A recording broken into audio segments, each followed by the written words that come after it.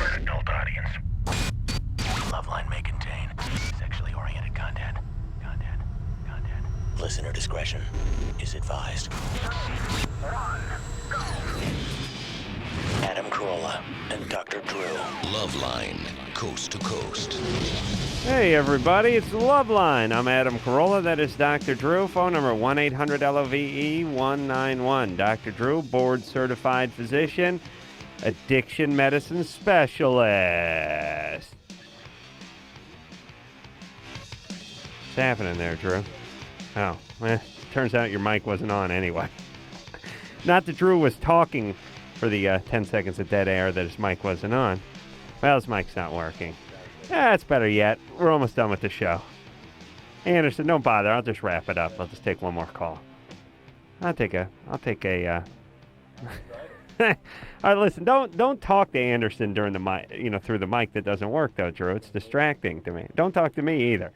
Don't say anything. No talking, Drew. I'm going to take some calls. You don't talk, okay? I can't. Well, there you go. You're talking about not talking. Okay, no talking, Drew. We're a well-oiled machine over here. Funny, I was driving in my car today thinking how horrible this show was while I was driving. Not how horrible it is, but just how unprofessional it is, perhaps. You ever think about that, Drew? Just nod your head. Nod your head. Yes, you do? Okay. And you know how we're partially to blame. Yes? Nod? No? Oh, we're not to blame. Okay. Let's go to the phone. So, Lisa. Lisa? Hey. Hey, you're 16. Drew's mic doesn't work. Oh, that's great. Yeah, so you are what they call ass out of luck. Yeah. Because I'm going to answer your question tonight. Oh. So what's up? Great. Well, I was taking the advice that you seem to give everyone. I'm gay. Mm-hmm. And I was not going to tell my parents. Right. Because that's what you guys tell everybody. That's right. But Uh-oh. my dad was looking for something or other that I had, Mm. and he found your books. Golf Digest? Oh, yeah. Jesus Christ. Anderson, you want to bring some pans and pots in here that you can just throw around? We have a cowbell. Oh, we got a cowbell? That'll do. All right. So your dad was looking through your room, and what did he find? He found a bunch of books I have on gay rights and things. Uh-huh. And Tell him it was for a project at school. yeah, well, I went through that for a little while, but he unleashed a folder full of clippings I had, and I had like numbers for a local support group. All righty. And so he knows you're lesbo now, right? Yeah, and he told my mom, and they're freaking out. Do you like your dad? No. Shocking. I Drew, you're know. missing a good call. I'm listening. I had a feeling you didn't like your dad. No, I really, really, really don't like Well, my good. You found a way for him to find out you were lesbian without actually feeling like you did it on purpose, even though you probably did it subconsciously.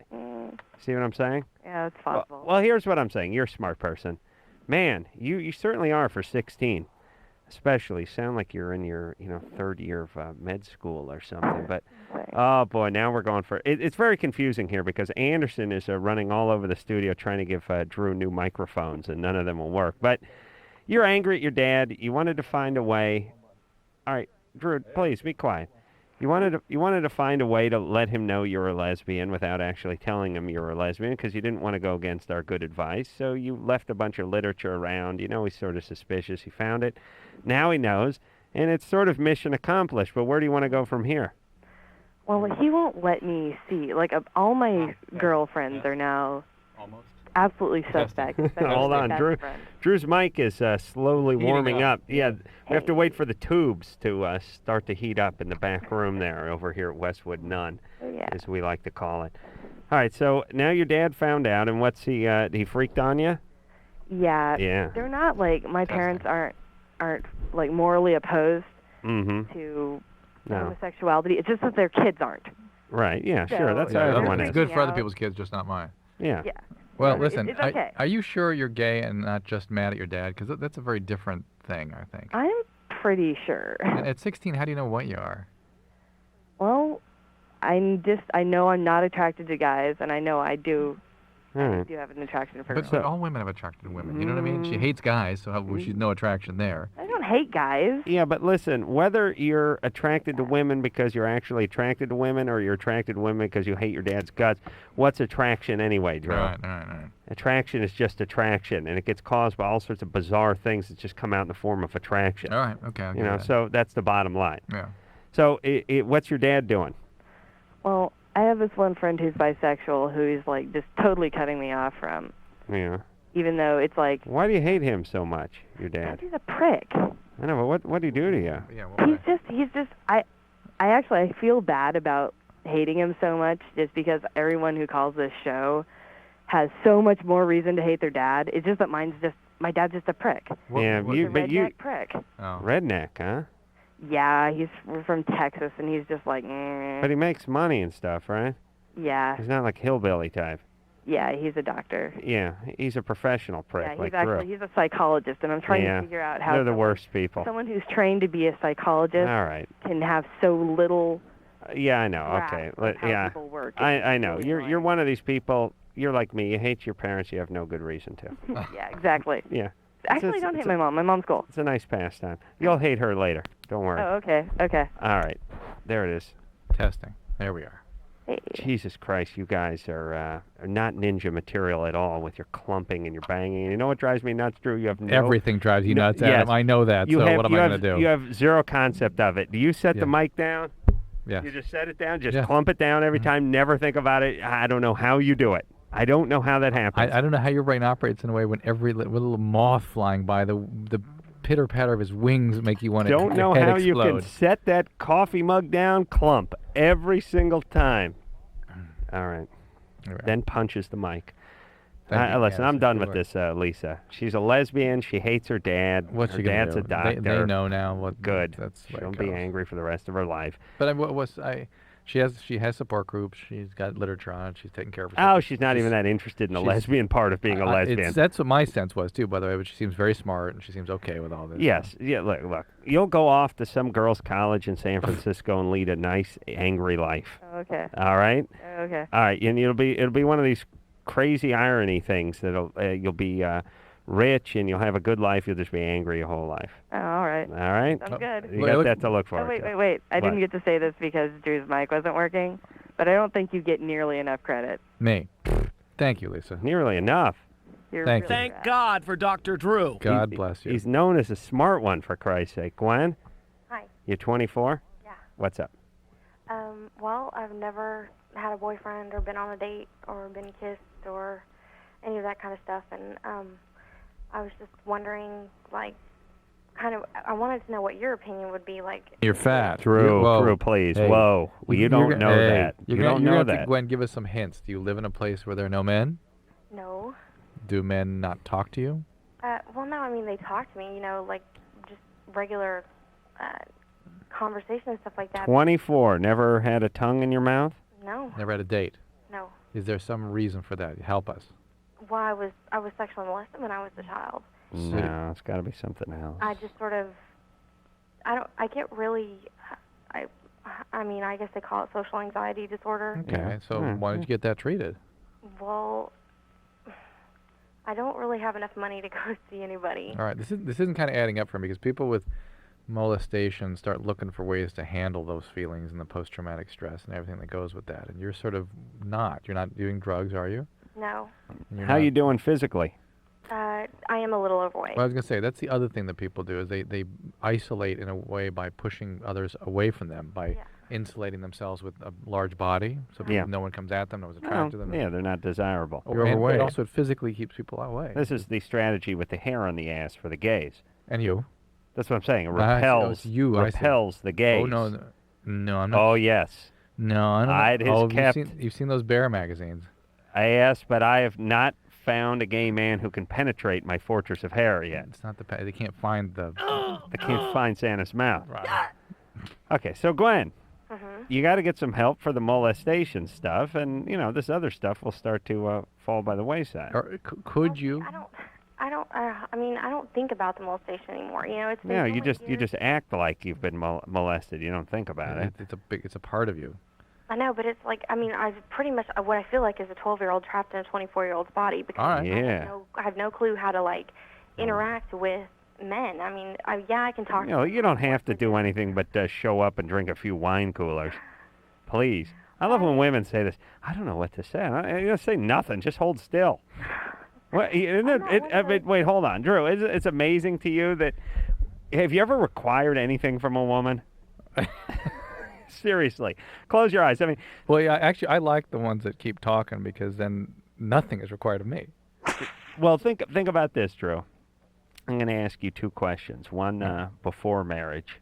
Yeah. Did you ever, on all your picking up women, meeting a woman at a party, meeting one at anywhere, did you ever need her to really do anything except for be receptive? Receptive. And just to sort of stand there and say yes? You need receptivity. Yes, and when you said, hey, could I have your phone number, you needed them to say yes. Mm-hmm. Other than that, there's nothing they needed to do. After then marriage, weigh the amount of things you've said to your wife, things you've needed from her, as opposed to the times she's needed things from you or needed you to do something. Do you know what I'm saying? No. How many times have you gone to a woman and said, you're not doing enough blank for me, or here's where you're coming up short for me? A little bit of that. You do that? I do that. Oh, man. You're a chick. I don't believe I've ever told a woman, here's what I need more of. Yeah. That other than like oral. I don't think I've ever had a conversation about what they're not doing for me. That's what I'm talking about. No, you're talking about oral. Yeah, smart. No. No, but it's got to be 1,000,000,000 to 1 as the amount of times that they've come up to you and go, here's what you're not doing for me. I love that. That's great.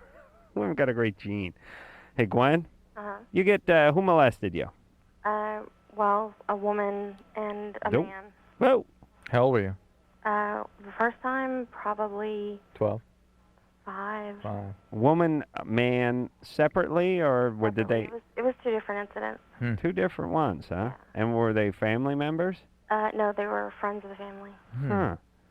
God, that is weird. And they didn't know each other either? No, it was like years apart. I was Wow. probably like 9 the second You're, time around. Give your dad a good swift kick in the nuts from me, and give your mom a good sock in the boob for picking 2 friends, male and female, years apart, who would molest their kid. Yeah.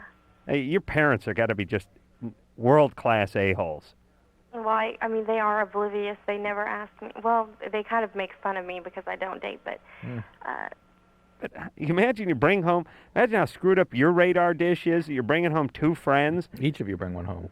one of each gender, and they both have at your daughter? yeah. That's all. All right. Are you able to work and take care of your life and everything? Well, it's just now kind of coming together. I kind of have a, what do you call it, self-destruction Yeah. mode kind of thing All right. where paying the bills and things like that is, Yeah, not a priority? yeah. Yeah, me neither. Hey, you got to get one of the money managers, though. Yeah. You got to pay them like $1,200 a month, but they take care of all the bills. It's great. Hey, Gwen? Uh-huh. All right, you need some therapy, baby. That's it, because we shouldn't even discuss dating. And maybe even just some medication for the social anxiety so you can function socially. Right.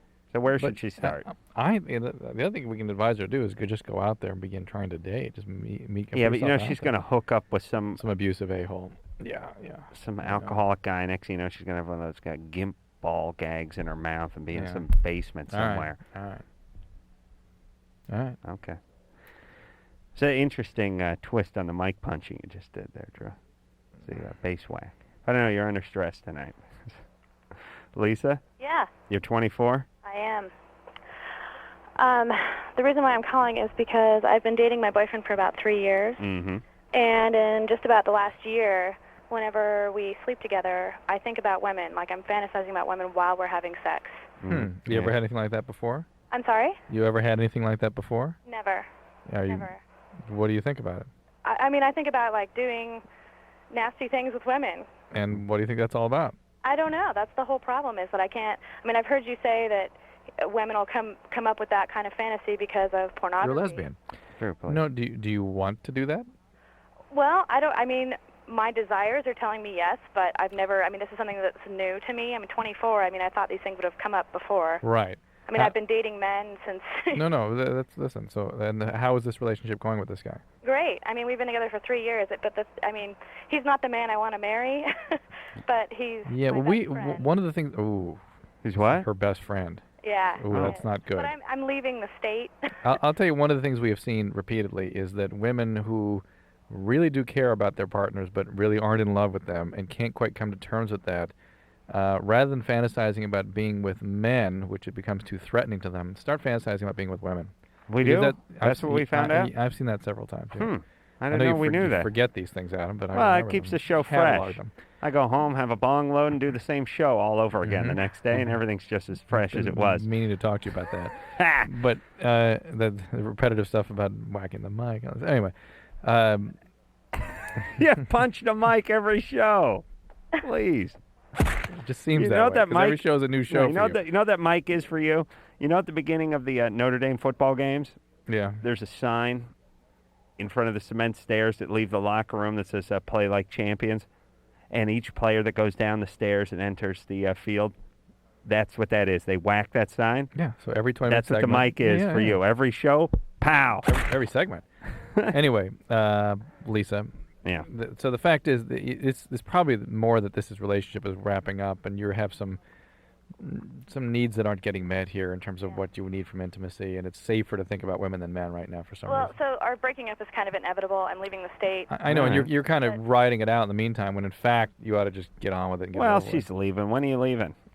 Probably like 3 months. with. All And right. it's at, So my question was, when I start entering the dating pool again, should I be looking for women? get broken up first, and then see what your feelings are. I predict that suddenly these same-sex feelings will be sort of dwarfed by your attractions for men. If not, you start dating women. But, but it is yeah. peculiar that it would surface at 24. What about this theory, Drew? The up the ante theory. That Up the what? I beg your pardon? Up your ante, you son of a. The up the ante theory I have, which is you're already having sex, so what are you going to think about? Addicts do that. I don't know if she's an addict. It's got to be even. Like, when you're not having sex, you're just having at yourself, or you're sitting at your desk, you're fantasizing about sex. Now you're actually inside a human being. Now what do you think about? Well, you got to think about something sexier than sex, so you've moved on to something sort of taboo. But most people don't do that. When they need higher... No, I know they don't. I mean, that's stupid. When people need Why would higher you do levels that? of thrill, it's a certain Oh, really? circumstance. Lisa, Yeah. you're not... Alcoholic? No. Okay. No, So- but I would kind of like to throw it into the pool that when I am masturbating, I fantasize about women as well. No. All right, well... You have always done that? No, same thing. The last year. You're a or lesbian. so. Just get Yeah. broken up and see how you feel. Well, Th- she's fantasizing and masturbating about it, then she may be heading that direction. All right. Drew, you don't do that? You don't up that ante? No. Yeah. I don't. It's yeah. all pizza. Really, Drew, because that's the mark of a passionate man there. It's upping the ante? No, not upping the not ante. needing to.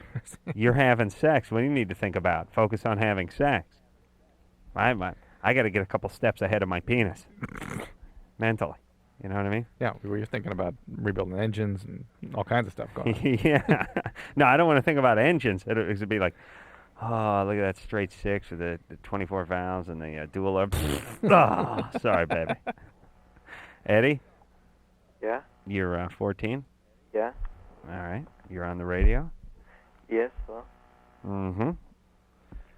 Did we catch you at a bad time? Oh, no. No, my mom was bugging me earlier, but, I see. my question is, if I masturbate too much. Mm-hmm. Yeah. Well, Is it- maybe you need to tell us how much you're masturbating. It's usually about, 14 or 21 times a week. Twice a day. Yeah. 2 to 3 times a day. This sounds bogus to me, except for it's not delivered. Do you know what I mean? Yeah. This, if we read a transcript of this call, would be bogus, but the delivery is so god-awful Yeah. that it just can't be a bogus call. And twice a day is not horrible, not terribly unusual, right? No, I mean, so there you go. you're right. You're right in the average range there, Eddie. Right. So don't worry about it. Okay, thanks. You have a lock on your bedroom door? No. Mm-hmm. You may want So, to look into that just to make What- sure no one walks Whatever. You do the shower whack? yeah. You do? Yes, I do. Oh, okay. You're not just being agreeable. You actually do beat off in the shower. Yeah. Smart. I wonder how many millions of gallons are wasted each year by teenagers beating off either inside of the shower or turning the shower on and squeeze one off while they're, on the pot or something, just whatever so the folks won't hear it. What do you think, Drew? Oh, definitely millions. I'd say it's into the billions. Yeah, possibly. Billions. We probably feed the world with the surplus water if we could channel it toward crops in the third world. Oh, yeah. This is a PSA I'd like to get involved with. Whenever you talk about showers, I just think about that story with Jimmy, and you hopping in the shower after him. Oh, when Jimmy beat off in the shower? Yeah. The slow drain. We were, I'm glad you brought this up. We were in Seattle for the Final Four with the K-Rock local mother station out here. When K-Rock was going up there, the morning show, because UCLA was in the Final Four. This must have been 96, maybe 95? Whenever UCLA was in the Final Four, and it was played at the Superdome, I believe, in Seattle. We went up there about 6 years ago for a whole week of broadcasting following the UCLA Bruins. Naturally, since K-Rock sent us up there, we flew in the world's crappiest airline and stayed in a motel, not hotel, motel, that was about 35 miles outside of Seattle. Yeah. Let me tell you guys something about radio and accommodations. You do the worst all the time, every time, if it's up to them. It's like willful. Thought out to be the worst. Yeah, when we went to New York, we flew Tower Air.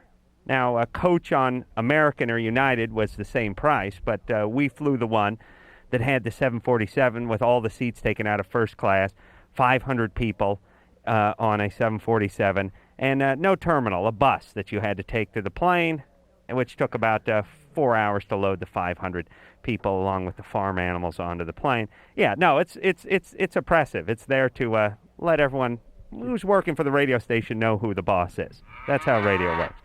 So we stayed in Seattle, and we stayed at a motel. And I'm talking about the kind of motel that when cars pull up into the parking lot at night, their headlights illuminate your room. Right. That kind of motel. Right. And we're on the first floor, and naturally Jimmy and I could not have our own room because this place must have been $26 a night, possibly $28 during peak season. So there's no way you're going to float that. I mean, this is times 4 days, so it starts to add up. Before you know it, you're at $80. So Jimmy and I had to stay in the same room. And because this was, I don't even know, I wouldn't even consider this to be, this was not in Seattle. It was 30 miles out of Seattle. We would have to get up at 4:15 in the morning in order to, make it out to Seattle and do our show every day. And Jimmy and I stay in the same room. So, we're at strip club till 1:30 that night. And, of course, the alarm goes off at 4 a.m., and Jimmy hits the shower, and he hits it first. And because it's a dump, it's one of those tubs that don't drain. The shower's over the tub gets filled up with the shower water. And by the time he hustles out of the bathroom and we're running late, we're on the move, we got a morning show to do, I jump into the shower, and there's probably hair in there from truckers that have killed thousands of hookers, over the course of the last 30 years, and the water's not draining properly. And there's about 9 to 11 inches of water at the bottom of the tub as I hop into it. Mid-calf. You could, if I was to wait for it to drain, I would have missed the morning show. Right. Your only other choice is bucketing it out. And who the hell cares? I'm a slob. So I get in there. I fire up the shower. I'm in there. I'm getting it on. And Jimmy bangs on the door and yells, "Watch out, I jacked off." Yeah. By the way, what was his intent with that? Watch out! You're standing like we might get you. I think he was genuinely concerned. I think he was concerned. Tell by the little delay there and the conscience that finally registered. Mm-hmm. And he had to come and make sure that you watched out. Yeah, he wanted me to watch out. He wanted me to you or hit an iceberg. Yeah, right. And let me tell you, I have fairly hairy calves. Oh. And shins. So if something would have made contact, it could possibly still be there. Possibly. I'm I'm not saying a big loogie size chunk there, but I'm sure if a forensic, if I was killed in some horrible accident and there was foul play and some DNA expert was combing over my body, they would probably find some of Jimmy's 1995 Seattle jizz on my chin. We'll be right back. No doubt about that. Crusty DNA, yes, Yeah. indeed. We'll take a little break. We'll be right back. LoveLine, we'll be right back. Call them at 1-800-LOVE-191.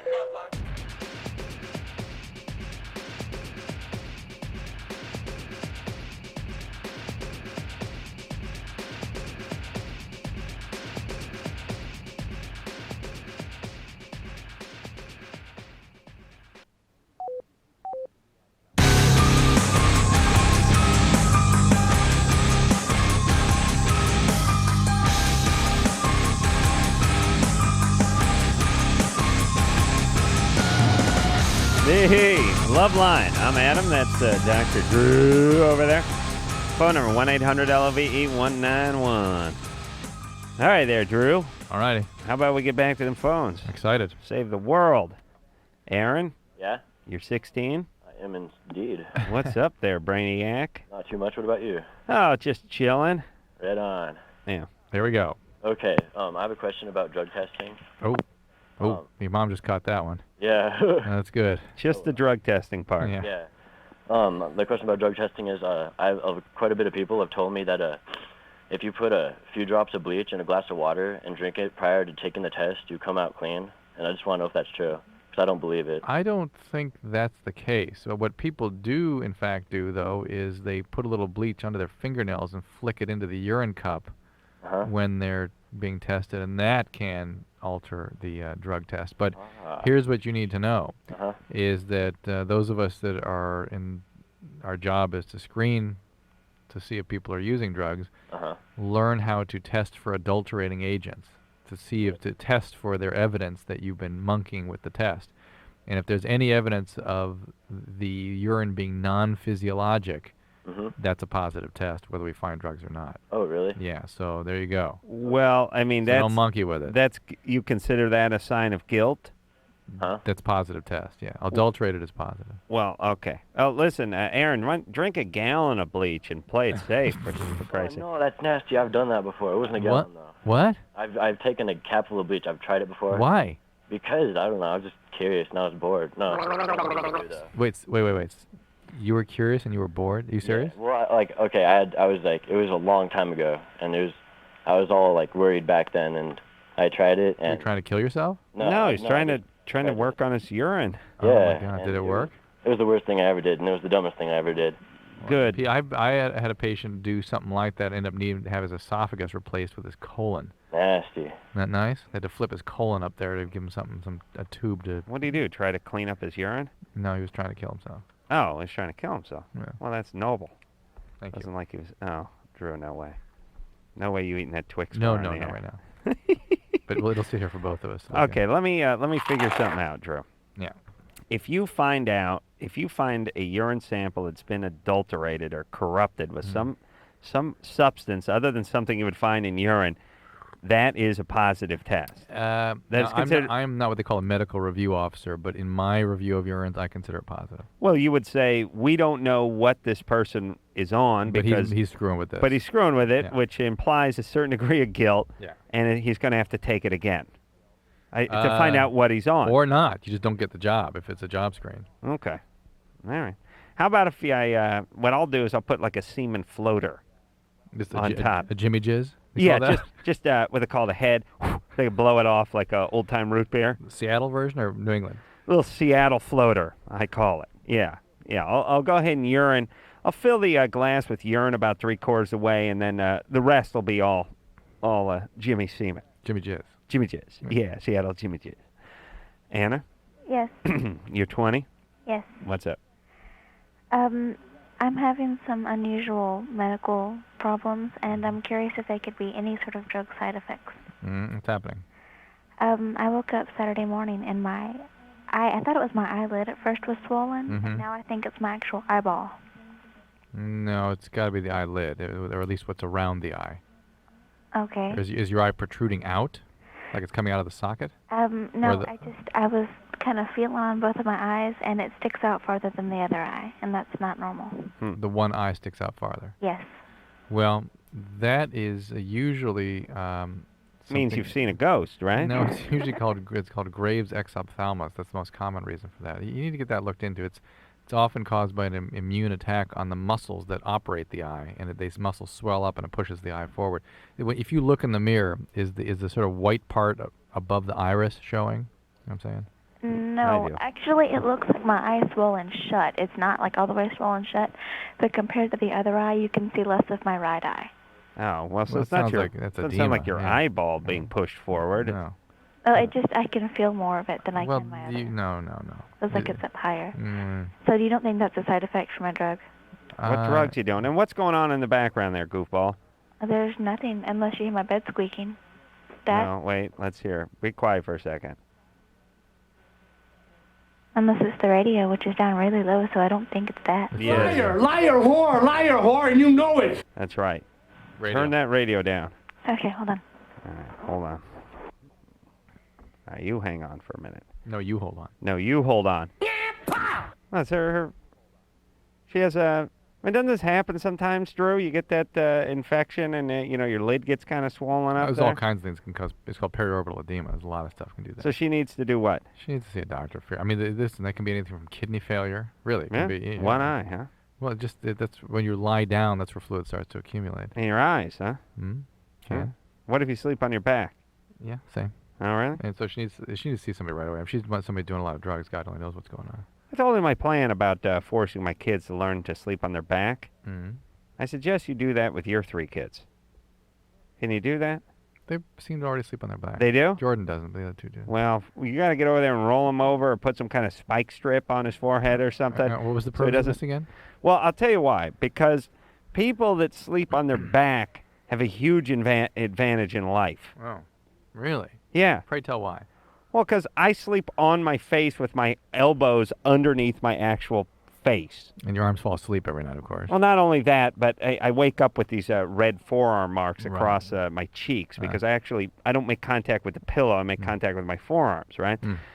But when you're used to sleeping on your face and you got a 5-hour plane flight where you're supposed to get some yes. sleep, Yes. you are flipped over. Yeah. And it ain't going to work that good. Right. You can relax, you can recline, but you can't sleep Right. because you sleep on your face. Yeah. And think about all those different places. Like, just once in a while, you're going on you're 18, you're going on a cross-country trip, you're in the back of your buddy's VW. Every time you sleep, it's on your back when it's in a place other than your bed, and all of that is nullified if you sleep on your face. Yep. So if you learn to sleep on your back, you're really in great shape. You got the world by the tail. You got to get that deviated septum fixed, though, because you are never sleeping on your back with that thing going. I start snoring when I sleep on my You can't breathe, back. yeah. I can. I just leave my mouth hanging open. And your mouth dries out like the Sahara Desert after 5 minutes, and you wake up, right? No, but I hang it open when I sleep on my stomach, too. Not as bad, though. Probably not as bad. I don't know. I open my mouth. That's how I breathe. So I get air. That's why it's fun to eat with me. I know. Warthog. Lisa? Yeah? Yeah. Or Lissa. Lissa? Yeah. Lissa, Yeah. what's up? Nothing much. All right. I actually had a question about sexual harassment. Mm-hmm. My dad, he like sexually harasses me. I've lived with him for about 7 months. Your dad does? Yeah, he's actually my stepdad. Perfectly normal, perfectly healthy. And why have you been living with him? He just moved in? Well, my parents are truck drivers, and they worked for this one company, and they've been trying to raise enough money to get me and my brother to live with them. And Where were you living before that? I was living with my grandmother. Okay, maybe you ought to get back with her. They won't let me. I have no contact with them whatsoever until I'm 18. With your grandmother? Yeah, they don't like her very much Why? because she tried to help me, and they're psychotic. Why can't you figure out a way to get some support or some way to get away? It seems like you should be able to make a case if they're being that inappropriate with you. Well, I called Child Protective Services, Uh-huh. Yeah. and they came and they investigated, and my dad told them that it would stop and that it was just a game. And the case was closed about a week ago. You call him your dad, but you mean your stepdad. Well, yeah, I call him Dad. I mean, my real dad pretty much disowned me. At what age? 12. 12. And why did he? What happened to him? You're only 15. Yeah. Yeah, he's an alcoholic, and he kicked me out because he thought that I was smoking pot and everything, which I was, but he didn't know that until he kicked me out. Well, you make a very compelling argument. I thought I was smoking weed. Of course I was. You make a great trial lawyer, wouldn't you? Politician. What are you talking about? Well, what can you do, you know? This, Your Honor, the prosecution would say that my client is guilty, which he is. You are found guilty as charged. All right, so there, Lissa, your family sounds like just hillbilly albino white trash. Clear, translucent. Oh my God! I'd like to, if I could find out where they were, I'd like to call in an airstrike, but I'm scared to take out the entire truck stop. Jesus Christ! And what what's a bunch of idiots! And is Grandma your dad's mom? Your real dad's mom? No, that's my mother's mom. And you can't have any contact with her? Right. That doesn't seem right to me. And you live with your stepdad alone? No, him and my mom. And And actually, they're not home. They're home about once or twice a week, if that. Is And your stepdad's the truck driver? They both are, my mom and my dad. Yeah, I know, but you say I know, but you're doing. Hold on a second. You understand the confusion about calling somebody your dad when you're 15 and your biological dad was on the scene for 12 out of your 15 years, and it's your stepdad that's molesting you? Stepfather. You can't keep saying my dad, mom, my dad, mom, my dad, mom, because there's a dad. This is There's a real stepdad. dad, Yeah. Stepfather. Lisa, please, just for tonight, you got to do the stepdad, real dad thing. Okay, no problem. Your stepdad and your mom are the truck drivers who are out on the road a lot. And they leave you at home, and Child Protective Services has no problem with that. Well, they hired a nanny. All right. And does the nanny help you deal with this? Yeah, she helps a lot because I've been All right. grounded for 7 months now. We've been what? And Grounded. Yeah, Why? because they caught me for every little bad thing I've ever done in my entire life. Heroin, cocaine, marijuana. Okay. Prostitution. Yeah, prostitution. White- so, white slavery. What is it your stepdad is doing to you? Well, he grabs my breasts and he, well, like Perfectly the other normal, day. perfectly healthy. Yes. The other day he was talking to me. He's like, you know, if we had sex, it wouldn't be a problem because I'm not your biological dad. Yeah. And I was like, what? What are you talking about? And like, he just like grabs me in inappropriate places. Come here and give me a hug. Hold on, Drew. Drew, now Drew is starting to get a feeling like Lissa is a problem child who's manufacturing a lot of crazy stuff, whose parents are really just trying to rein her in and get a hold Parents are on no her. angels, getting me wrong, but that she's really building the case here. She's creating drama. Well, wherever what's possible. wrong with stepdad cutting a slice every once in a while? He's out on the I'm not road. saying that, and He's working hard. and He's living off one of those sandwich makers that plugs into a cigarette lighter. And I bet what happened is, and not that it's, not that she shouldn't feel this way, but I bet he did grab her inappropriately once, and then ever since now it's all right. Now we're building the case, and every little illusion inappropriate. I don't know, Lissa. Yeah. You got a strange combination between being mature and intelligent and sort of Diabolical. chaotic all at the same time. Well, I'm not a problem child anymore. I mean, I was, but Okay, are you okay? So, you already had Child Protective Services out there, and they said that they couldn't really prove anything. well, he admitted it. All right, he admitted it. So here's the deal: if he does this again, then you call them again. But then I'll get in loads of trouble, and I'm scared crapless of him. What do you mean loads of trouble? What? What do you mean loads of trouble? He promised me that next time he did that, he would beat me. Well, what can your mom do about this? My mom sits and watches. She doesn't do jack. Okay. And you can't get back with your grandparents, and your dad, your biological dad, is a mess. Yeah. Do you have other brothers and sisters? I have an older brother who is having problems in his life right now and can't put up with having me around. Hold and on. Shocking. Shocking! Shocked. Shocked! So I think you've got to build a case. I think she does have to call Child Shocking. Protective Services repeatedly, and you have to find a way to get out of that house if that's your goal, and get to the grandma who seems to have been helpful. Yeah. And let her smoke pot and do drugs. Right. And, which is, I bet you the reason the grandma was such a wonderful Okay, wife. I'm caught in between. I got Yeah. a final parting shot for you, Lissa. Though, listen to me. Yeah. You understand? I have all the answers, so just listen. Don't get Okay. You need to do a couple of things. You need to put a lock on your bedroom door. They won't let me. Okay, They will not let me. I mean, it locks, but they have the thing to unlock it, and Well, you need it's to put. impossible. You need to devise something so that when you go to bed at night, no one can. You won't open your eyes up and have this guy on top of you while you're in bed. You understand? I don't know if it's wedging a slipper under the door or putting a bunch of beer cans piled in front of the door. Whatever it is, you need to do something with your door when you go to bed at night. Okay? Number 2, call Child Protective Services again if this guy does anything, and don't worry about it. The thing is, That- he did. As soon as the case closed, he started up again. We got a call. Then you call him You again. call him again. Then you call him again. I'll die. They will kill me. No, they No, won't they because won't. they won't know. They won't know. They weren't going to know last time though, and that's the thing. They did find out because they came. Yeah, but you tell them all that, and you tell the caseworker if this guy kills me, it's going to be on 60 Minutes. That's right. You There you talked go. about it on the radio. There's a record of it. That's and, right. That's right. There you go. And number 3, 4, and 5, stay in school, go far away, Get on off birth to control. college, and do not get pregnant and like to kill the parents. And Drew, Here, it's yours. no, don't just. Let me go to break, please. Oh, it's yours. We're gonna take a little break. We'll be right back after this. Loveline. 1-800-LOVE-191. We'll be right back.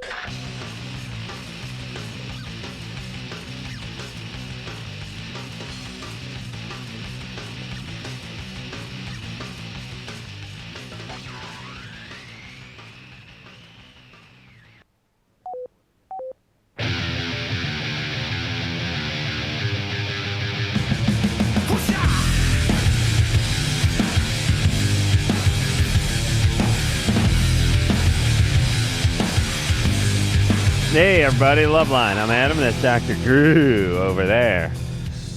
Phone number 1-800-LOVE-191. Let's get back to the phones and speak to Paul, who's 19. Paul? Hey, Drew, what's up? Hey, Paul. Hey, Paul. Hey. What's happening? Not much. It's like 2 o'clock in the morning down here. Ooh, Yeah, good old HFS.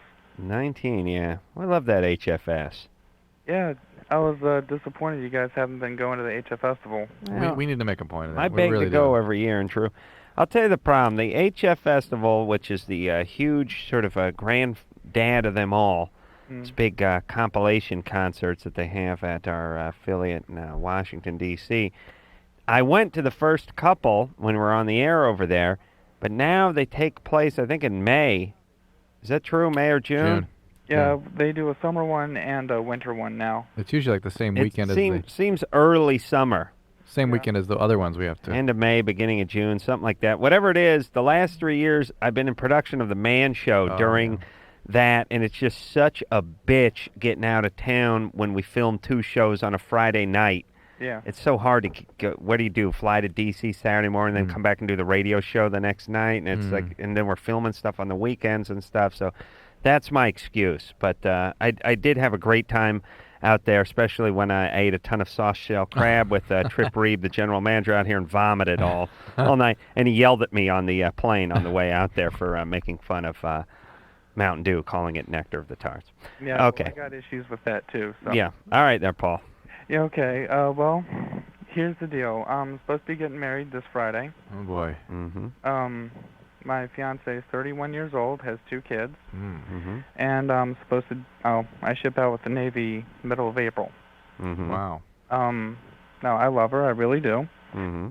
and now I just wanted to know what your take on the whole thing is. You know, you guys usually have good instincts with stuff like this. Well, I mean, you being away. Well, I mean, about me being away. What's the rush? You're 19. Why are you rushing to get married? Well, I love her. And, Okay, I understand you love her. What's the rush to get married?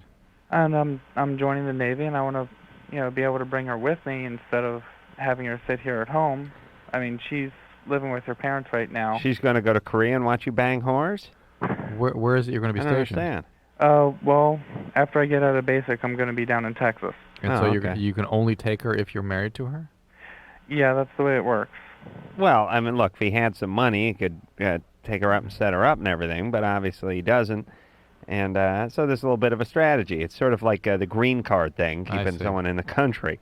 Yeah, sort of. Okay, well, here's my deal. I can hear in your voice that you're a stable guy and that you would be faithful to this woman and stay with her and all that. Will she My be to only him? question is she chaotic? Yeah. Who is she is the question. She has a couple of kids. She's 31. That ain't it's not the kiss of death, but is she a chaotic person who comes from a chaotic background, or did she just have a marriage that didn't work out and is looking to settle down? Lots of drama? Well, actually, kind of both. Uh-oh. She is divorced. Her ex-husband was Air Force, and her father's alcoholic and abusive. Uh-oh. I want to get her and the kids out of that situation. As soon as Gonna rescue that. Paul, I had this. You know what? My vibe from the first syllable of Paul's call was, Paul's naive and Paul's a steady guy. Rescue. Not the sharpest implement in the shed, but a steady, solid guy. And this chick is chaotic. And now I'm worried. Mm-hmm. I'm worried that she's chaotic, and she's got 2 kids, and he's going to get right in the middle of that tornado. Well, all right. I mean, there's big tornadoes and little tornadoes, though. So okay. Hope this one's not bad. We'll be back. Okay, so I know there's nothing wrong with me. So what's up? So I was like you, and I used to think that these datelines were totally cheesy. Why can't I meet anybody? But I tried everything else and thought, what the hell? So I called the dateline and actually met a cool guy. I called the dateline and I hooked up with some cool people. Believe it or not, other normal people are out there looking too. 877-889-DATE. 1-800-LOVE-191. We'll be right back.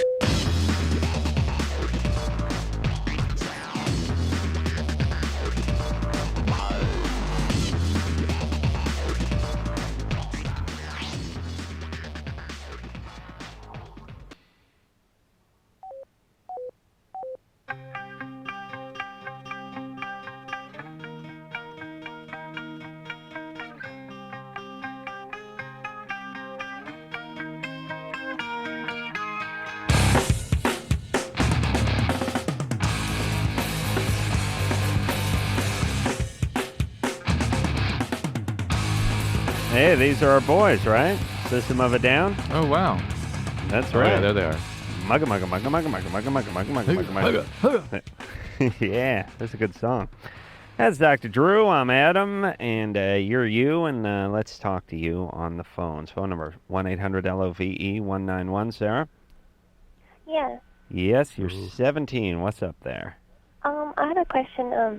I was wondering why I don't enjoy sex. You sound like 9. Has there been trouble in the past? No. Adam, trouble in the past? No. Adam? Like life? What'd she say? I don't know, I just want to see if you're going to throw up. I did Bell. Foster Brooks here. Hey, Sarah? Yeah.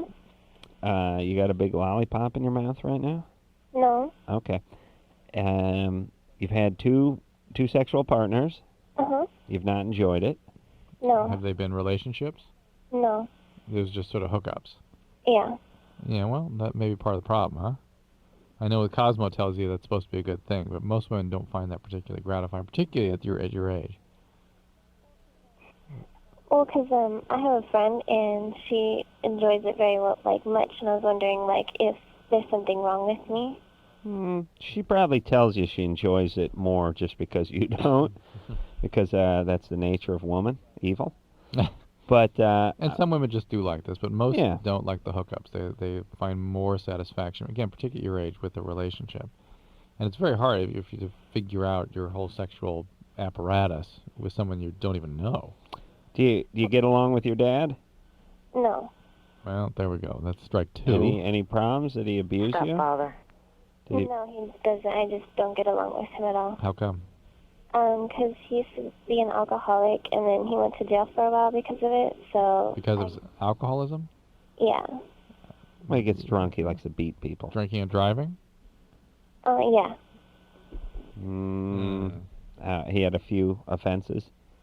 Uh-huh. All righty. And so you got issues with your dad. You sound like Dad. You've grown up in a house where Dad was doing a lot of drinking, but never did anything bad to you. No. And no neighbors or nobody else touched you or did anything inappropriate with you? Not that I know of. And no one hit you or struck you? No. You were never beaten or... No. No. Okay, baby. Well, that... definitive answers. Yeah. Convincing. Not that I know of. Yeah. Also, I don't enjoy oral either.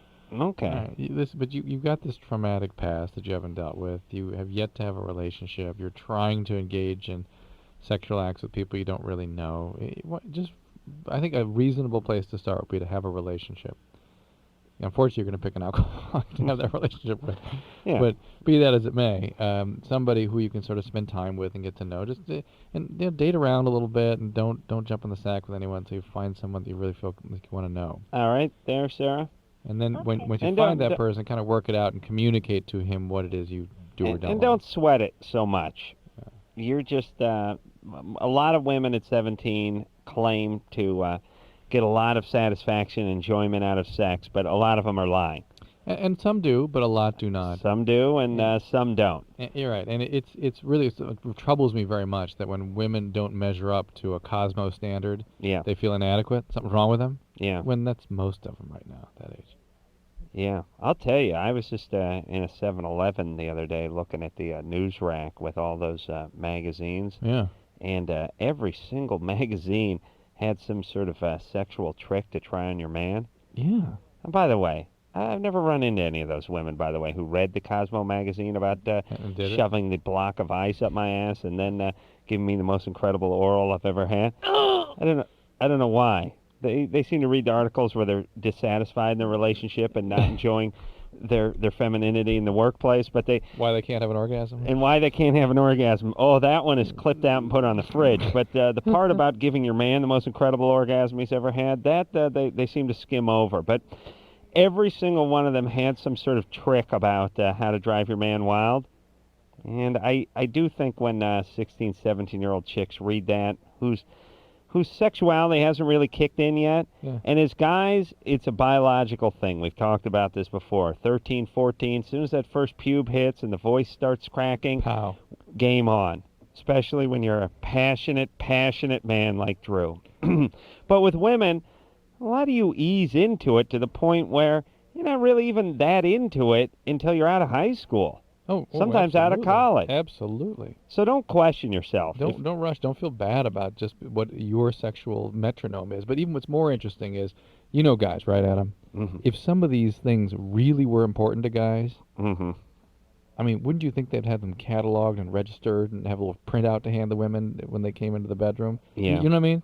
Yeah. Guys could give a rat's ass about any of these things, and all- most of them, by the way, all include of it. having a finger up the ass, which is just a completely wrong thing to do. I mean, not pleasant for most men. I know. I mean, men are thinking about that stuff all the time. If it was something important to them, they'd check right in. They'd be all about it. Let me. You never find a guy endorsing that crap. Let me say this, not you personally, Drew, because you're very satisfied in your relationship, but I'll speak for every other man. And Drew, you tell me if I'm lying. All right. Most guys that have been in a long-term relationship would gladly substitute all those tricks.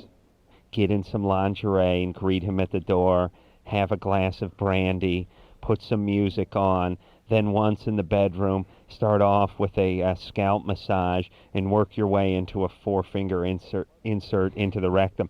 Most any guy would trade all of that nonsense with the hot bath and the whole shoulder massage thing for just one semi-decent homeless chick who he could bang missionary in the driveway and get away with it one time. Am I right? Absolutely. Absolutely. You want to know what the real trick is, ladies? Grow a new vagina.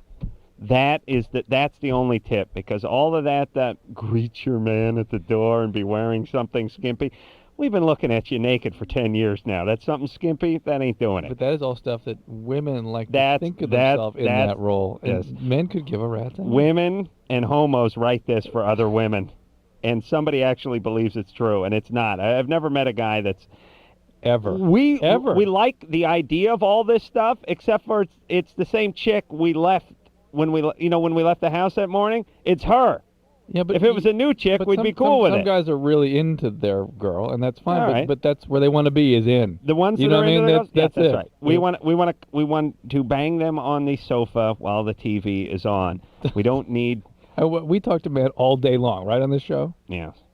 No, you don't need any of that. No, please. Thank you. All right. All right. You know what one of those articles say? Look, you really, you want to know how to satisfy your man? We've never talked about this. This is ridiculous. We've talked about this. But not like this. Listen, okay, ladies, you want to know how to satisfy your man? You've been in a relationship for a while. Things are getting a little stale sexually. Have sex with them, and then don't talk for 3 hours. Just shut up. No complaining for a week. That's what they are. I like to write an article in Cosmo. No complaining for a week. Just shut up for a whole week. Especially about men sleeping or eating after sex. Let him leave his underpants on the living room floor. Let him watch television, and let him have sex with no complaints. Then just shut up. Thank you, Drew. Sam? Yeah. You're 15? Yep. What's up? Well, I was molested when I was little, and I have a problem with getting a girlfriend now. I'm kind of wondering What happened? How old were you? What happened? Well, I was 8 years old, and my sister's cousin, I don't know, we just started messing around. I didn't know what I was doing, but a couple years later I realized what that was. Hang on a second. You were how old? 8. And it was your sister? My sister's cousin. How is that not your cousin? Well, if she's my half-sister, we have different dads, and it's her dad's sister's kid. I see. So. All right. Was it a male or a female? It was a girl. And she was how old? A couple years older. So she was like 10. Yeah, 10 or And 12. what exactly did you get into there? We tried to have sex, but when you're 8, you can't really do that, you know? And this was sort of her directing you to do this. Yeah. Yeah. Okay. So she'd been abused by an adult, no doubt. Or another child who'd been abused by an adult. But I know she's schizophrenic, so. Yeah. All right. Well, she's got problems, and anyway. Now I got problems, too. Yeah, Well, hold on now. You know, you guys are a little freaked out by this. And we give them anxiety, and, it's overwhelming at that age. They can't process it. You pansy. Yeah. Well, I'm not a pansy. Were you freaked? Were you freaked out at the time? Was I freaking? I just thought it was weird. You thought it was weird, and I know Drew's going to make an argument here, but I would also argue that if you're traumatized, but you don't know you're traumatized, then were you traumatized? Just assume. Well, because here's what I'm people saying. can be traumatized and not remember it, right? Oh yeah. I would just make the case Well, that yeah, it, but usually not at 8 or 9. Let's just make this. It lays down some wiring that wouldn't otherwise be normally laid down. Okay, Can you agree with me on that one, Adam? I can agree that this did not help you emotionally. I can also say that first it was a female, so that's a definite help. Secondly, she wasn't 26; she was a couple years older than you. And thirdly, you didn't actually do it with her. Right. There was some attempt. And there are also many guys that have been through this, many people have been through this, that are not permanently screwed up by it. Well, so he has some overwhelming feelings now attached to this that he needs to get over. Right. That he should be quite able to sort of get That's through. what I'm saying, Sam. We don't want to be enablers here. Yeah, I'm not even wondering if that's it or not. I'm just wondering if that could affect it at all. Yes. Oh, yes. Yeah. Yeah, but see, Drew, why give him something to hang a dream on? Do you know what I mean? Yeah. I mean, I think Drew and I would both agree that we would not wish this for our 8-year-olds. Right. But it was a female. She was 10. You were 8.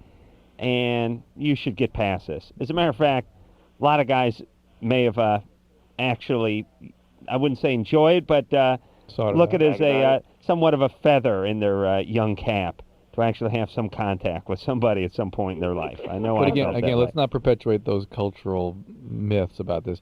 It affects the brain development. It's natural Not to a be great freaked thing. out. Anxiety, he needs to learn to manage that anxiety and get on with All right, things. but it means that there's a bigger problem in my opinion. And now I'm kind of wondering if I'm bi or not because me and I got a best friend. We've been friends for like 3 or 4 years, and he just told me he was bi. Yeah, I don't believe him now. You don't believe me? Yeah, I just stopped believing him. I'm still with you you. don't believe me? I'm still with you, Sam. Dude, you don't believe anyone.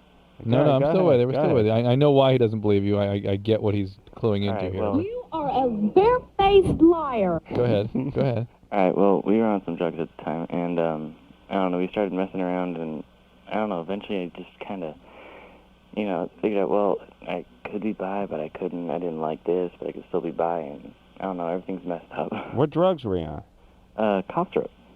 Oh, wow. All right. Well, Sheesh. Sam, there's some issues going on in your life. Yeah, I know. Okay, but here's the thing.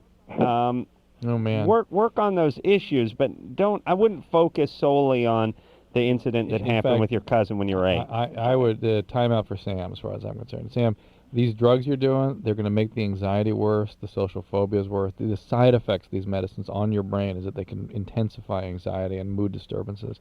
So you're working against yourself there.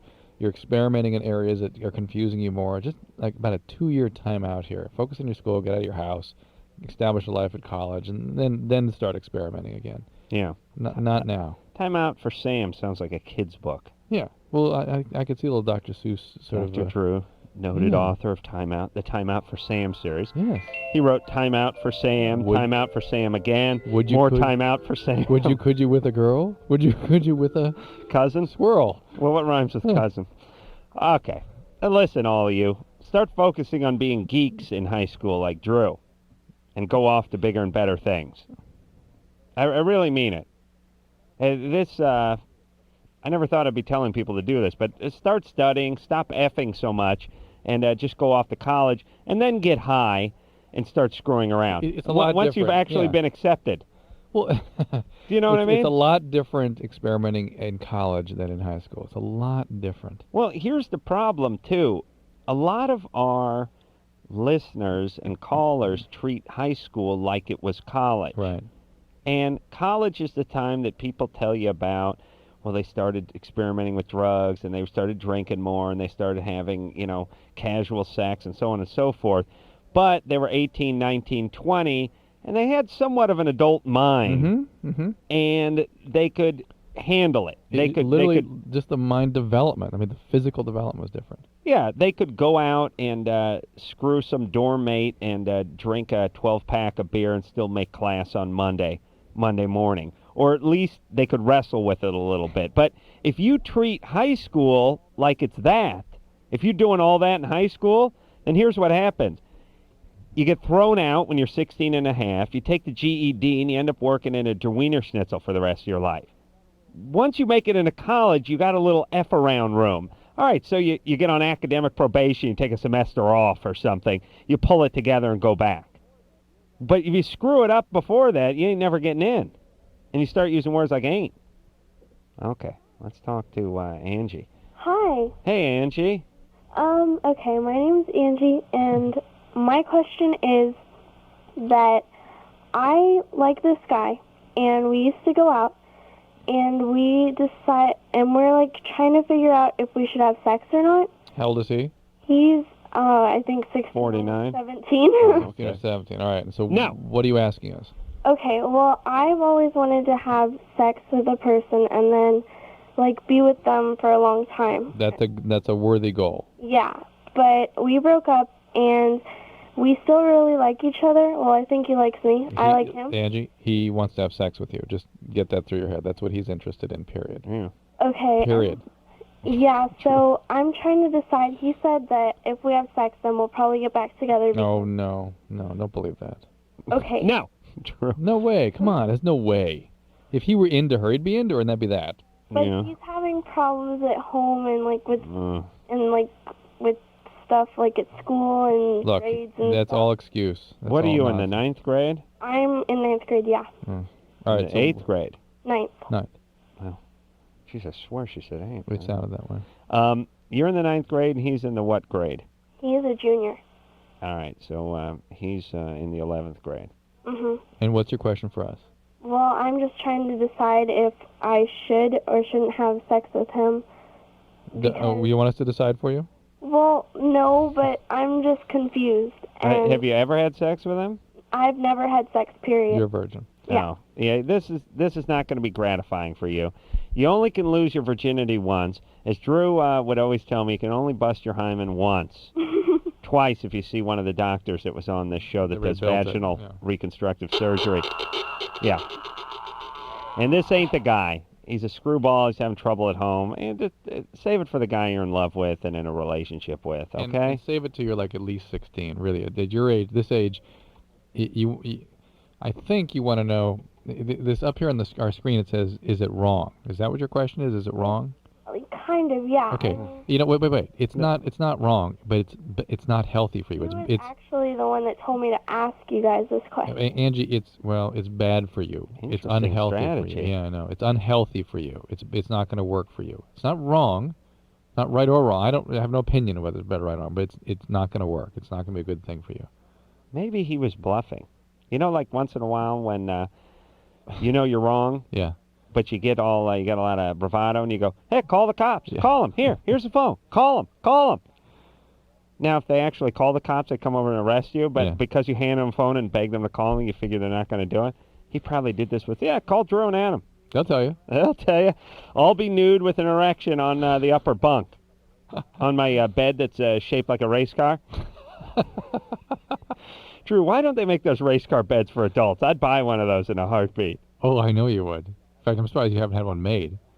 I really Fiberglass should. body. I really should stretch out that.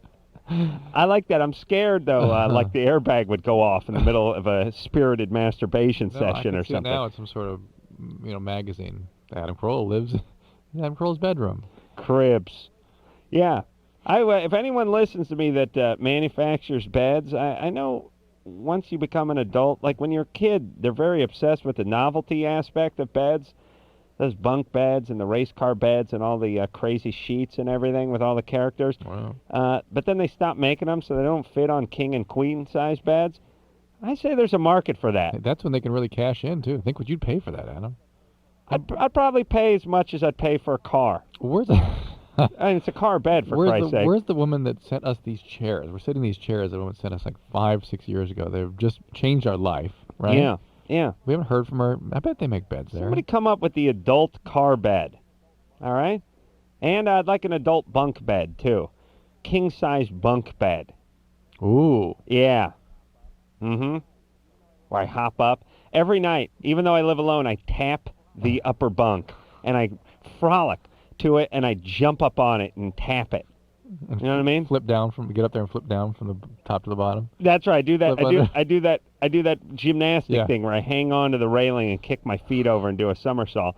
And then every once in a while, I hang my head off and I keep all my stuffed animals on the first one, and I go, penny for your thoughts, and I laugh and I go back up top to my bed.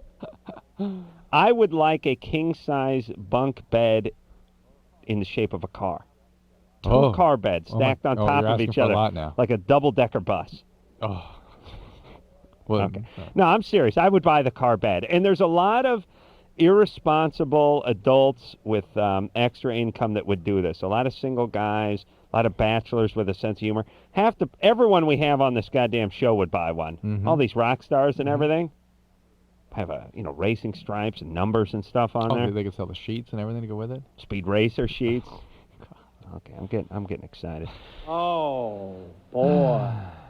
You know the problem with those car beds? You can't hide stuff under them. And because they're right on the floor. Yeah, as an adult, you need a place to throw the porn and the vibrators and this velvet handcuffs. Maybe the adult one could really sit on wheels. Oh, put a lift kit on it? Yeah. Yeah, put like add a leaf and put like a 3-4 inch lift kit on it. Yeah. Jack it up so you're up against the ceiling. Okay, good times.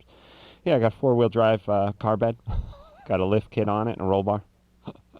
Yeah, but if a lady would see that, she'd be impressed. Oh, I'm sure. Oh, man, would you have action there? It leaks semen, but other than that, it's a good runner. We'll take a break. We'll be right back. LoveLine will be right back, so get your problems ready.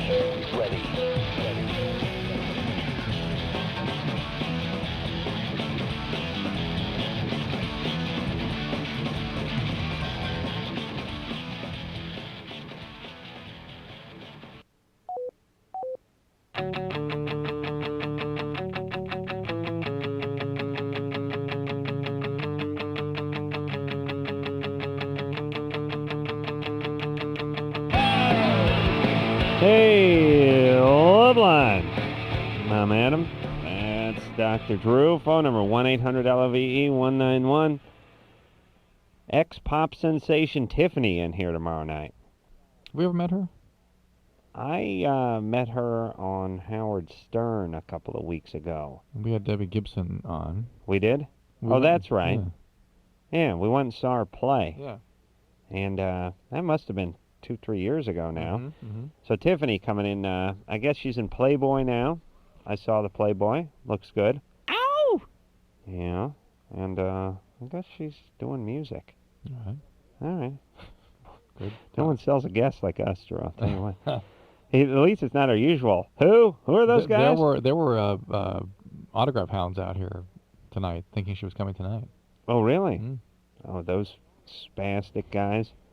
You know, the only thing worse than the autograph spazzes that hang out trying to get autographs, and if anyone's in a Playboy, that's a coveted autograph for them. Yeah. Especially a cover, it seems like. Yeah. Yeah. Yeah. If somebody's on the cover of Playboy or even in a Playboy, if they can get that signed, apparently it's worth another $1.50 on eBay. But you know what the thing? Now, what did I call those guys? There was a cross between maybe geek and nerd, or tard and geek, or pain and nerd, or something like that. They take great offense to that. They take great offense. When I come out to my car, they're pissed off that I called them. But look there, fellas. You're hanging out front getting Tiffany's autograph on the Playboy that you're going to sell for, well, you know, newsstand is $6.95, but they can get it for $8 on eBay. What's going on with the life at this point? Do you know what I'm saying? It's a hobby. No, it's not a hobby. No? It's an attempt to make money. Really? Yeah, and these people have ruined it for the people who do it as a hobby, or who want it for legitimate reasons, because a lot of the celebrities that come in here say that they ignore these people now, and they're kind of pissed off at them because they wait out front of the nice hotels in New York and Los Angeles. They're out front of the trendy restaurants, and when you come out, they want you to sign it, but it's not make it out to them or their brother. It's just sign this 3x5 card. Yeah. And now a lot of the guys are going, screw you, and now celebrities are getting a rap for being that way. Huh. Mm-hmm. Interesting. Yeah, you'd know if you had to do it. I have to do it all the time, Drew. Oh, it must be. Oh, it must be a lot of fun. Horrible inconvenience. Horrible. You ever sign an autograph, Drew? You ever done that? A what? It's where you put your name on something, but it's not a contract or anything. It's just for fun. What? Well, I think graph means draw or write or something. Well, you said something about if people are in Playboy. Now, you and I were in Playboy, but nobody ever asked me to sign anything. Yeah, we did a simulated guy-on-guy gay scene. We were in Playboy? I did that 20 questions thing. Oh, Drew. Big Drew did it. And what I do, get half a question at the end? Yeah, but you did some other stuff in there since. Oh, I think I got, we did an interview, and me and Jimmy did one in Playboy, I think. Ann? Yes. You're 20? Uh-huh. What's up? Well, I've been with my boyfriend for a year, and we met back with New Year, and we moved in together like a month after we met. Mm-hmm. And then 3 months later, we found out I was pregnant. 3 months later, okay. Yeah. And he wanted me to get rid of it, and I didn't. And I told him that he could leave if he wanted, and I'd take care of it. Mm-hmm. And he chose to stay. But since then, he's been very distant, and he's been kind of a really hard to get along with. Yeah. And I've made up my mind that I'm going to end the relationship. But we live together, and I can't pay the bills without him being here. And I was wondering if us being like roommates, is that going to be detrimental to my daughter? Or because I have a baby. I had her 7 weeks ago. Well, the bad part, really, the first bad part, and I think the most important bad part, is that she's going to get attached to this guy, and then he's going to leave. So unless he plans to stick around permanently, not necessarily living with you, but really a regular part of her life, I mean daily, it's probably not a great idea if he's going to be checking out. In terms of the potential for conflict, this is a bad situation. These are bad boundary situations. I mean, you have sort of a dual relationship, and your roommates and your ex-lover, and that's sick. That doesn't work. Yeah, this is doomed, and this is why poor people shouldn't have kids or get hooked on heroin or coke, or when you're poor, and then you have some extra stress problem. Almost expense. You end up having to do stuff you don't want to do. Yeah. You end up living with people you don't want to live with. You end up having relationships with people you don't want to have a relationship with because he's good for $650 a month. Right. Yeah. So you gotta get these things sort of clarified. Do you have any place you can go? Yeah, I have my dad. Well, what about Well, it? listen, you sound like you're resistive to everything you're saying. If you don't want to hear these things, don't ask the questions. But Drew, please. Will you hear the resistance? Yeah, I well, don't whatever. know. Well, she's confused. I know, but What about your dad? Does he have a room you could stay in? Yes, he does. He has my old room. It's full of stuff right now, but yeah, he has my old room. Where's your mom? Oh, my mom died when I was young. It's too bad. Yeah. Is there any problem going back with Dad? No, my dad and I've had a great relationship. Okay. Go back with Dad. Go back with Dad and bring your kid with you. And I know it's sort of humiliating and defeating, Yeah. but it's all right. It's all right. Stay in that It's room. a and healthy choice. Get back on your feet. You're Yeah, only yeah, 20. yeah, then Give get yourself a year, get it together, and then you start dating and everything, all right? All right, so it won't... Okay, I was just wondering... It's not going to work with him wait a living minute, there. Wait a minute. It won't what? I just heard that a lot of the stuff about daughters growing up without their dads, and I'm worried about that, too. Yeah, but the worst thing is her establishing a relationship with him and him leaving. Yeah, there's people I know who grew up where their dad was just never in the picture, and they seemed much better off than the alcoholic dad or the disappointing dad or the dad who drifted in, disappointed them, and then left or showed up for their birthday once a year. That ended up being worse. If he is not willing to be in her part of her life from now on every day, which he's not, he's told you he wanted you to get an abortion, for God's sakes. He's not in this. Right. Don't do this. Don't do this to the child. She will find other male figures to attach to, and you can help her do that. Drew, your room at your parents' house, what is it now? Is it a shrine? No, it's just I've never really lived in that house that they're in now. Oh, they're in another house? Yeah. Oh, interesting. Yeah. It's a room we use for the Rose Parade, because they live on the Rose Parade route, and so I pack my kids in there every New Year's Eve. So your room... Now, how long did your parents live at your house after you left it? This is how I test families to decide whether I hate them or not.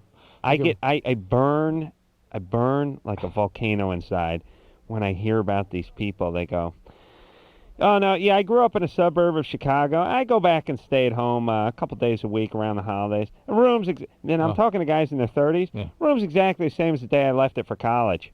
I just think, oh, my room was a service porch when I was living in it. Now there's 22 gypsies living in my room. Yeah, but look at that beautiful kitchen and living area you live in now.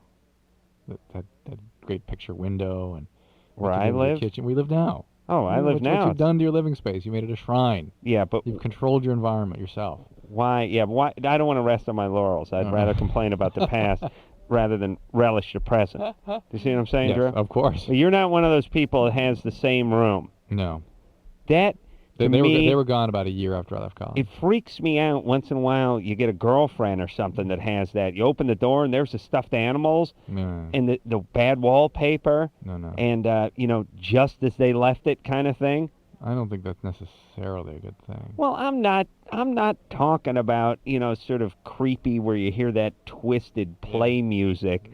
La la la la la la la la la la la la. I'm not that creepy stuff. I'm just talking about it is how they left it when they went to college. Yeah. And the parents are like, we're so happy, we're so adjusted, we're so much in love, and the house is so big that we feel no need. And plus, what if the person comes back for a couple days a year? They're going to want to stay in their own bed. Oh. Drew, I ever show you my service porch? No. I would love to see it. I've seen the house. I was kind of afraid to go in. Not seeing the service porch. No. My mom can't stand when I do that. Why? Should we show it to people? Yeah. Oh, she hates that. This must be a crowning moment for you. Showing people. You make sure she's home. Mom, you home? I'll be right over. Showing people the dungeon I grew up in. With your mom sitting right there. What does she say? What does she say? She don't want to let him in. Oh no. She don't want to do it. She knows what it is. What is she knows what I'm doing. What did she say? She don't go back there. But what did she say? What's her? I grew up on a service porch. I understand, but what does she say? What is she? I'm just telling this to the people who've possibly missed one show and not heard it. That's all I'm saying. Hey, how did that song go that you sang earlier, Adam? That one. My fairy tale song when it gets scary. They start off like this. They start off nice. La la la la la la la la la la la la.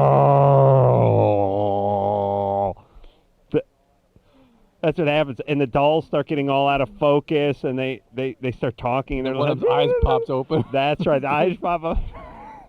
But listen, what does your mom do though to defend herself when that's in that process? Like, we didn't have any money. I didn't. No, yeah. What did she say? Oh, look, we didn't have any money. It was a crappy little house. What are you gonna do? It was not her fault. No, it was just. I had a room with a washing machine. Did you bring people in the kitchen and go, and here's with the freestanding dishwasher? What, didn't you have a dishwasher in the middle of the room or something? Or no dishwasher? You want to make me cry? Here's what we had. Let me explain the Corolla home growing up. We're white, by the way. We're not refugees. We're not boat people. We had no dryer. Right. That was considered a crazy extravagant item. No dryer. And not only did we not have a dryer, my grandparents that lived down the street had no washer or dryer, and my dad's shack in North Hollywood had no washer. Not a dryer between the three Corolla households. In your grandparents' case, inexcusable. No washer or dryer. That was just to maintain the charade that they had no money. My grandfather schlepped the laundry to the coin-op laundry thing for about 50 years.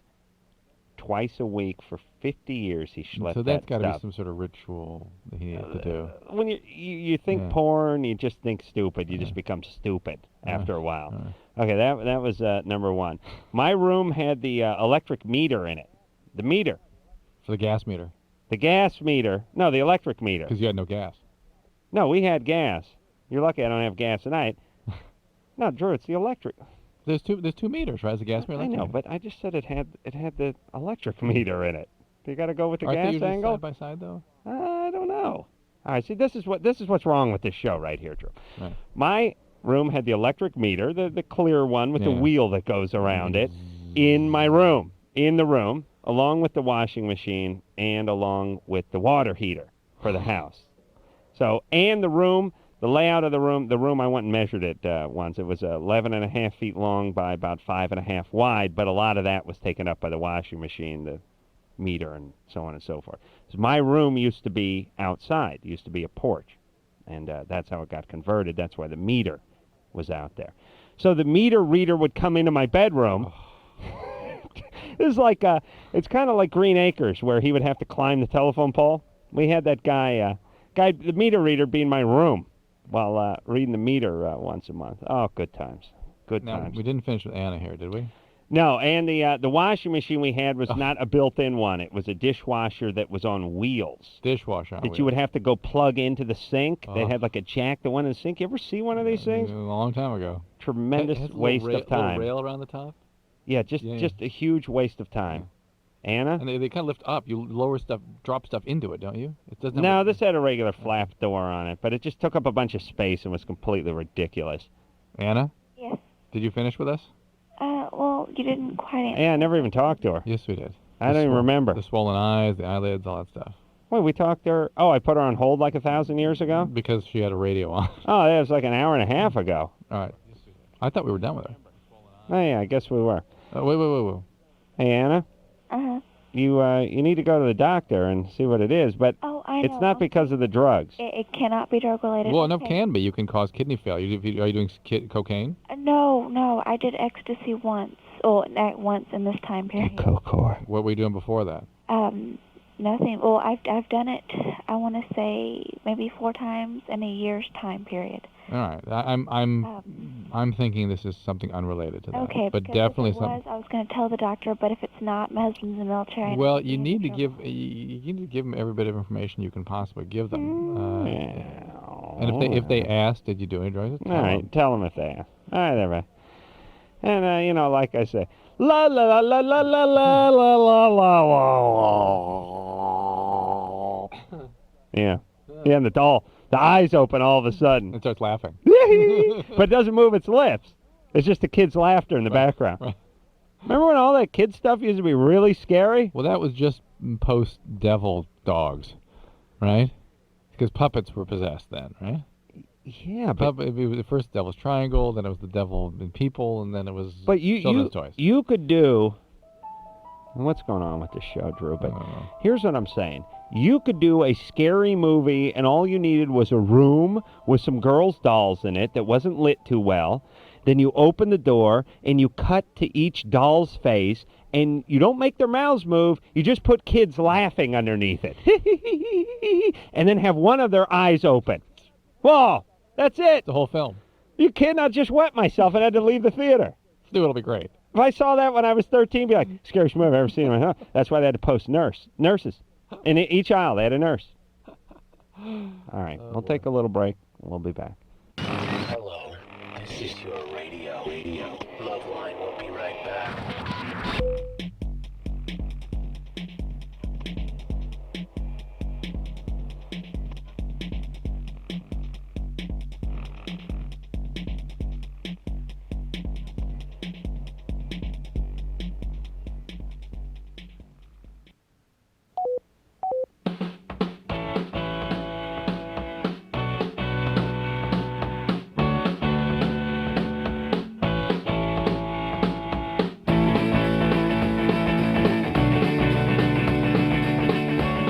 Hey, yo, Loveline. I'm Adam. That's Dr. Drew.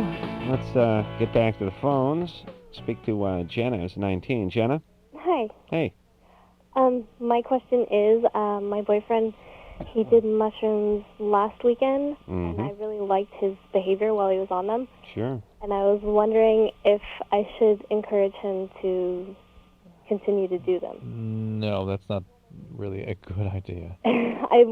Well, my main concern is what are the long-term effects? We don't know. It seems that essentially all the hallucinogens have properties that you would call brain damaging. Uh-huh. And presumably mushrooms is the same. That these chemicals that cause hallucinogenic experiences as their primary influence on the brain are associated with brain damage. So presumably mushrooms will be the same way. People don't do that much of mushrooms. Yeah, they seem to be more benign than some of the other hallucinogens, but any way you slice it, doing it. Here's the thing about mushrooms, or any drug. When you really start getting on a serious schedule with it, it means there's problems. Okay. There's also a problem that you would want your boyfriend to be loaded. That really is, think how exploitative that is of him. Well, it really he's probably a pain in the ass and hounding her for sex otherwise. I understand that he's a pain in the ass and probably she shouldn't be in this relationship with a guy that she doesn't like or who has no respect for her, but how exploitative of him is it that she's going to use him like a petri dish and just sort of dial in some behaviors that I like? That is not really dealing with him as a person. Well, I've tried to, he has kind of like an anger problem, and so I've tried to get him to counseling and things like that, and actually I offered to go into like a group counseling session with him because he didn't want to pay for it, but I was seeing this is malignant codependency. Right. This is what happens when people make it their job to fix another person to the point where they're really willing to even monkey with their biology. This is why in my business, when I'm treating someone, people will actually they'll bring their wife in for treatment, and then when they're in the middle of withdrawal, they'll bring drugs into them. Wait a minute, I thought you were a roofer. That's right. What business are you talking about now? That was my old job. But I run. What is he doing? Composite shingle work? No, and the addiction program I run. But people will bring their loved ones, whom they brought into treatment, drugs while they're in treatment. They need to keep them intoxicated or under the influence of the drugs because that's the only way they can deal with them. So no matter how bad it is for the person. When I was talking to you about getting an estimate for some hot mopping and some flashing, you were actually a doctor that whole time? Not the whole time. Oh, okay.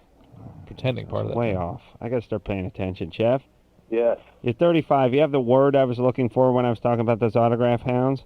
I certainly do. Yeah, it's a word I made up, but I can't remember it. I laughed hysterically when I heard it. I never forgot it. All right. The word is sploozer, a cross between a spaz and a loser. Wow. Good word. Sploozer. Wow. Yeah. Well, thanks, Jeff. The guest you had was, I forget her last name, Angelica, hot redhead. Yeah. Now you're starting to scare us now, Jeff. Yes, Sploozer. Thanks. Yeah. Oh. I remember Egatard. But these... Don't do that when a girl's in bed. It's very naughty. Yeah. Wait till she leaves and don't do it. That was Angelica... Bridges? Bridges, yeah, right. Yeah. She lives in that house I almost burnt down when I was in high school. Remember that? Oh, yeah. All right, Sploozer, right. Spaz and Loser. Egotard. Yeah, Sploozer. I'd say that would... Those guys are kind of spazzes. They're loser, but they're spazzes too, right? Loser. Well, they're not losers in the sense that, they're out on the street or they can't pay their bills. They're losers in the sense that they get people's autographs and then sell them on eBay for a living. And they're spazzes because there's a strong geek through line that runs through that entire family. Wouldn't you say, Drew? Yeah. Steve? Hi, I just want to say I'm a long-time listener, first-time caller. Thank you there, Steve. What's up? Actually, you forgot one, too. You forgot about the jackhole. Oh, well, jackhole's on. Oh, well, that goes without saying. Yeah. Well, okay, my problem is I don't enjoy oral sex. Good times. Mm-hmm. And, You want to know? Well, Steve, Adam didn't hang up on you. I'm impressed. Well, there I must think be something alluring about you. He wants advice about painless methods of suicide. Is that correct? Well, no, I mean, I want to enjoy it. My wife loves to give it, but I never finishes up that way. All right, well, you don't have to finish. Drew doesn't finish that way, but he still enjoy enjoys it. Yeah, passionate man. Well, she wants me to finish, and that, I don't know, I've never been into it. Well, can't you oblige her a little bit? Yeah. Well, I mean, it ends up being painful sometimes. And Painful? Can you construct her so as it not be painful? I've tried, and nothing seems to work. Well, what's painful about it? Well, I mean... She's got a retainer? No. No? She's a little older than that. Dentures? No, not that old. Oh. But, Bridge? Okay. No. All right, go ahead. I mean, when I was born, I had a undescended testicle, and that was removed. Mm-hmm. And, I read in, I think it was a men's journal that, that could decrease sex drive, but... Not likely. You're fine. And it certainly has nothing to do with oral sex, because if your sex drive were down, it'd be down for everything. Are you ever think about the fellas? Yeah. You're gay. Uh-oh. Oh, boy. Well, that's something. I have when I was 12 years old, and it was experimentation. Why don't you do what I do with my old lady? You tell her to put on some of those cop reflective sunglasses and a fake mustache, and just a cop shirt. Doesn't have to put the trousers on, and put the cap on, and then get down, and really give you a good tingly feeling down there. No, that's... Okay. Well, look, Steve, here's what you need to do. You get yourself started through masturbation, and have her just come in and mop up. So to speak. Although I worry a little about Steve and his proclivity. His experimentation. I don't know. All right, buddy. No more kids. If he has any. Yeah. If you have one, give it back. We'll be back. All right, guys, here's the deal. Looking to hook up? Call the Dateline. Sick of wasting time with the wrong person? Call the Dateline. One call's all you need to make. Call the Dateline. 1-877-889-DATE. You know what I'm saying out there? Adam and Dr. Drew will be right back on LoveLine.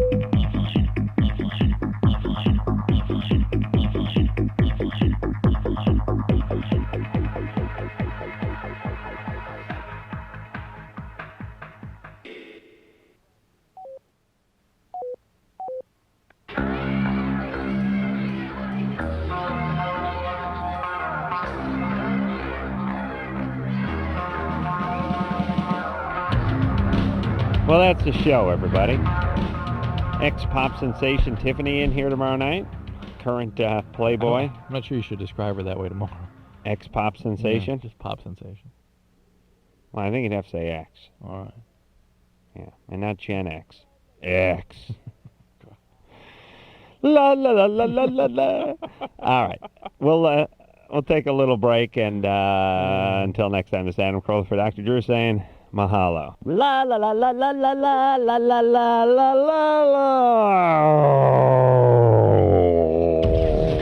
This has been LoveLine. The opinions expressed on this show are not necessarily those of the staff, management, sponsors, or this station. The producer for LoveLine is Ann Wilkins Ingle. LoveLine is a presentation of Westwood One Entertainment.